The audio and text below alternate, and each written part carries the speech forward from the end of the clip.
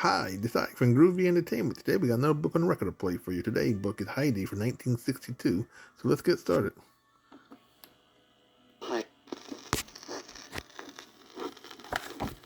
The Story of Heidi, Johannes Spyri's famous classic. Pictures by Adolf Treidler. Would you like to read along with us? Fine. When you hear this sound, turn the page. Ready? Did you turn the page? Good. Let's read. High in the Swiss Alps was a little village called Dorfli.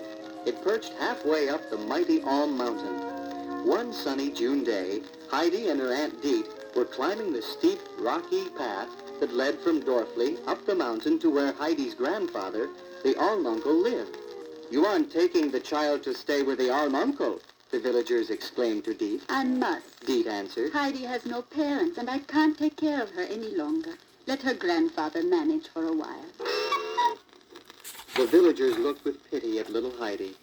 They knew her grandfather lived alone high on the Alm Mountain, and they were afraid of him. He had heavy gray eyebrows and a bushy beard. If he spoke at all, his voice was gruff. Poor little Heidi. Heidi stumbled along clumsily behind Aunt Diet. Her face was hot and red, and no wonder. In spite of the warm June sun, she was wearing 3 dresses, one over the other, a big red shawl, and heavy shoes and socks. She carried her straw hat. All the clothes that Heidi owned were on her back. As Heidi and her aunt climbed up the steep path, they were joined at a rickety little hut by Peter, the goat herd, and his flock of goats. Heidi noticed how easily the barefoot boy scrambled uphill. Without a word, she took off her shoes and socks and dresses and shawl. Then, in her bare feet and underclothes, she jumped and climbed after the goats as nimbly as any of them. When they finally reached the Alm Uncle's hut, he was sitting outside, looking down over the valley. "Well," he asked gruffly, "what does this mean?"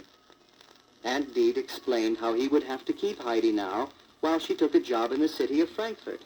Then, fearing the angry look in the old man's eye, she said a quick goodbye and went back down the mountain.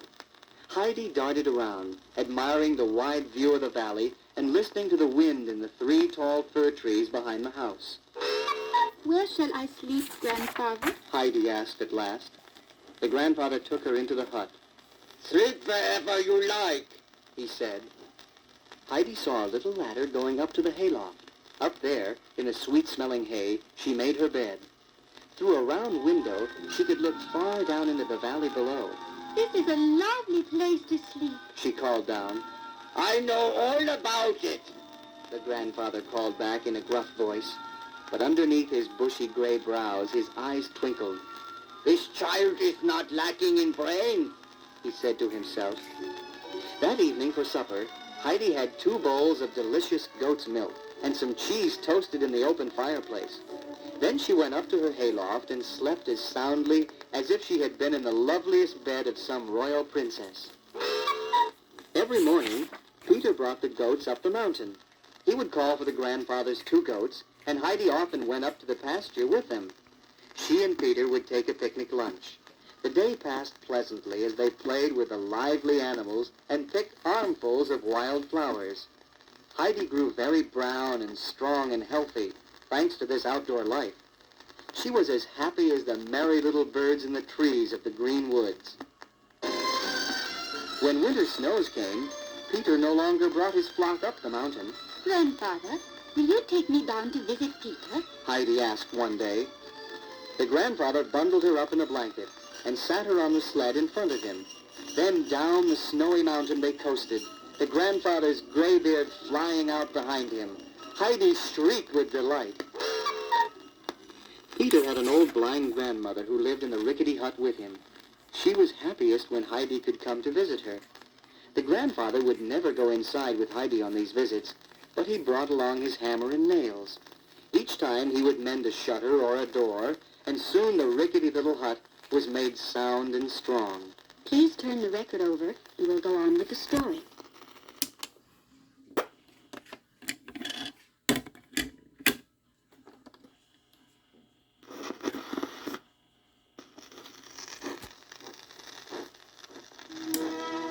And And then one day, Aunt Dete came back. She came to take Heidi to Frankfurt with her. There is a wealthy family with a sickly daughter there, and they want Heidi to be her playmate. She explained. The grandfather was angry at this. Heidi didn't want to go either, but Aunt Dete said, You can return soon with some soft white rolls for Peter's grandmother. That will make her very happy. But when Heidi got to Frankfurt, she didn't like it at all. There was no grass, no mountains, no trees, only houses and streets. Clara, the little girl, had to lie on a couch or sit in a wheelchair all day. For her, the days were long and dreary until Heidi came. Heidi was fond of Clara and tried to amuse her. She once brought Clara a basket of kittens. They turned the whole household topsy-turvy, but they made Clara laugh. The girls had their lessons together, and Heidi learned to read at last. She saved all the soft white rolls from her meals, though they grew hard and stale in her closet. Meanwhile, the weeks dragged on in Frankfurt. Heidi grew pale, and her eyes lost their sparkle. She missed her grandfather. She missed All Mountain. She missed Peter and the old grandmother and the frisky goats in the high pasture. Finally, Clara's father saw how homesick the child was. Heidi, do you want to go home to your mountain? He asked. Yes. Oh, yes. The little girl cried. So she returned to the grandfather on the All Mountain.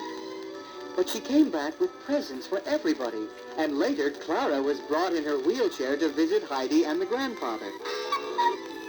The meals of goat's milk and cheese were the most delicious Clara had ever tasted, and never had she slept so well. The grandfather made a second bed of hay in the loft next to Heidi's.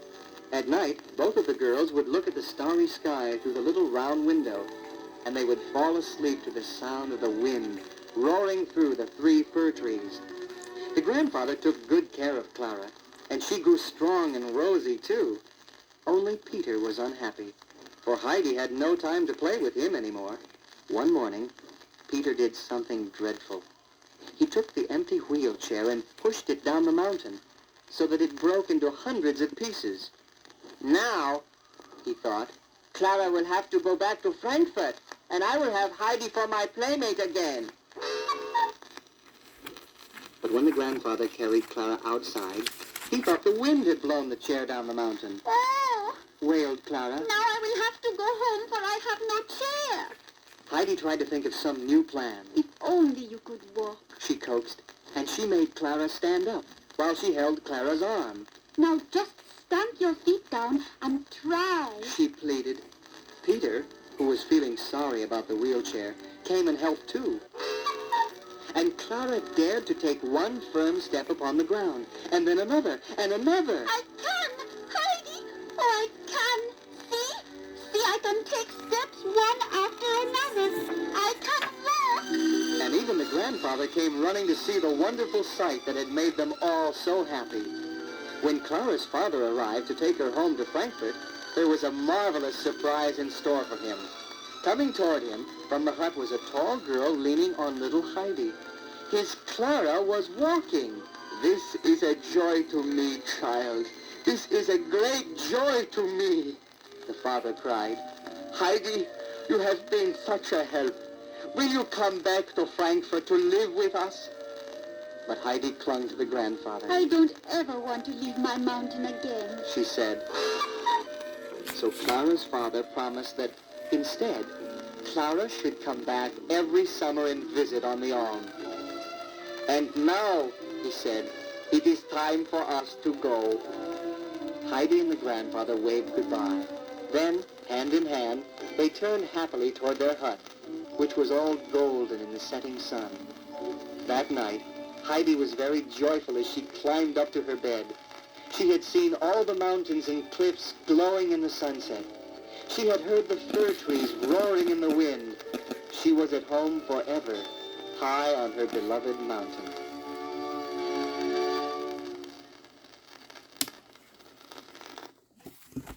So that was Heidi from 1962. So if you like, subscribe, share, and comment, and have a groovy day. And our next book will be The Story of London Bridge.